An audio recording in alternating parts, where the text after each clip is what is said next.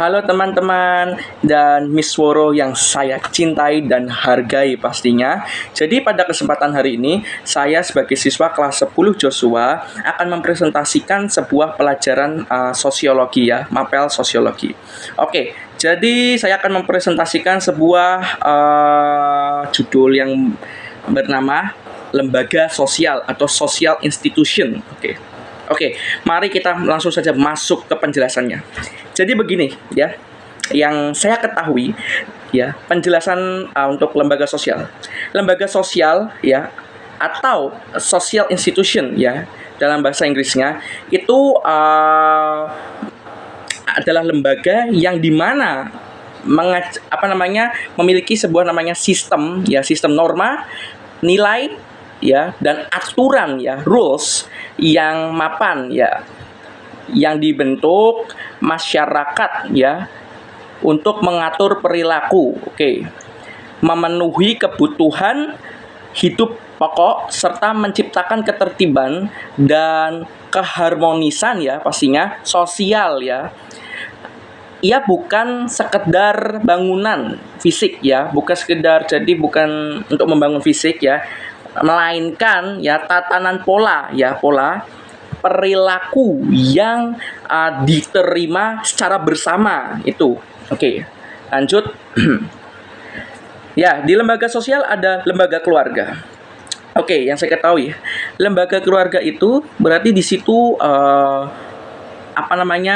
yang berkaitan dengan keluarga ya, seperti keluarga inti, keluarga besar ya, dan di lembaga keluarga itu ya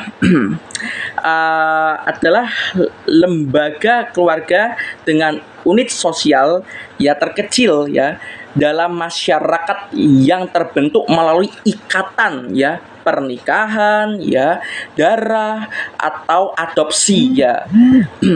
Sebagaimana lembaga sosial dasar keluarga itu berfungsi ya memberikan perlindungan ya, atau yang disebut take of the care, ya, kasih sayang itu, reproduksi, ekonomi dan sosialisasi ya, nilai-nilai budaya ya kepada anggotanya. Jadi lembaga ini juga menjadi tempat di mana tempat pertama individu mendapatkan pendidikan atau education ya, karakter dan bersosialisasi sebelum terjun ke masyarakat. Contoh utamanya di lembaga keluarga itu ya ada ayah, ada ibu, ada kakak, ada adik ya, serta ada nenek ya untuk keluarga lebih besarnya ya. Kalau tadi itu keluarga intinya kakek ya, dan paman ya, terus ada cucu gitu. Itu yang saya ketahui mengenai lembaga keluarga. Oke, lanjut saja. Next, lembaga ekonomi. Menarik sekali. Di dalam lembaga sosial ada namanya lembaga ekonomi juga. Apa itu lembaga ekonomi? Lembaga ekonomi itu lembaga yang dimana itu menjelaskan sebuah ekonomi ya. Jadi itu lembaga-lembaga yang dimana itu di situ isinya itu tentang kaitannya ekonomi ya, yang menjelaskan tentang struktur, aturan dan organisasi sosial yang dimana itu mengatur aktivitas produksi ya, distribusi dan konsumsi barang serta jasa untuk memenuhi kebutuhan masyarakat. Contohnya BUMN, yaitu Badan Usaha Milik Negara, tentang perekonomian ya, tempat-tempat ekonomi. Terus kayak perseroan terbatas ya, tempat PT, CV ya, itu tempat untuk perekonomian ya, tentang kaitannya ekonomi. Terus kayak ya, tempat-tempat kayak trading ya, saham ya, kayak lembaga-lembaga istilahnya lembaga ya pokoknya yang berkaitan dengan ekonomi seperti HSBC, seperti Suara Merdeka ya, seperti Bea Cukai, Kemenkeu, yaitu merupakan lembaga ekonomi. Lanjut. Ya, next ada lembaga agama atau lembaga religi. Di dalam lembaga sosial juga ada namanya lembaga agama. Ya, jadi lembaga agama ini atau religion institution ini tempat di mana keyakinan ya, suatu keyakinan ya itu kumpul ya dengan praktik organisasi sosial yang diakui dan digunakan oleh masyarakat untuk mengatur kehidupan beragama ya, menanamkan nilai moral serta meningkatkan keamanan kepada Tuhan. Oke. Contohnya kayak tempat ibadah ya, masjid, gereja ya, terus kelenteng ya, pura ya, terus ada wihara ya.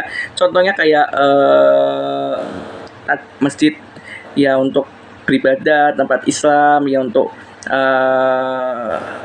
ya bersolat ya, terus gereja persekutuan kita kepada Tuhan ya, dan untuk Buddha ya juga sama Hindu Konghucu ya.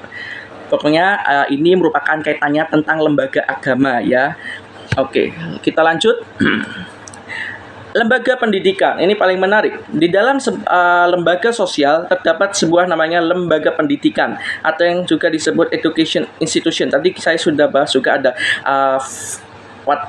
sibling institution.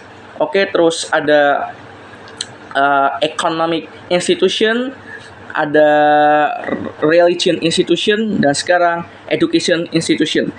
Education institution ini ya, lembaga pendidikan ini itu tempat di mana kita belajar ya, mendapatkan ilmu ya, dengan menimba ilmu di sebuah lembaga pendidikan, yaitu institusi organisasi ya, yang formal, non formal, informal. Oke. Tempat berlangsungnya proses mengajar ya, ajar mengajar ya, belajar ya, dan di situ ya kita mentransfer ilmu pengetahuan, nilai dan budaya guna mengembangkan potensi dan membentuk kepribadian serta meningkatkan keterampilan individu ya. Contohnya itu ya PAUD ya,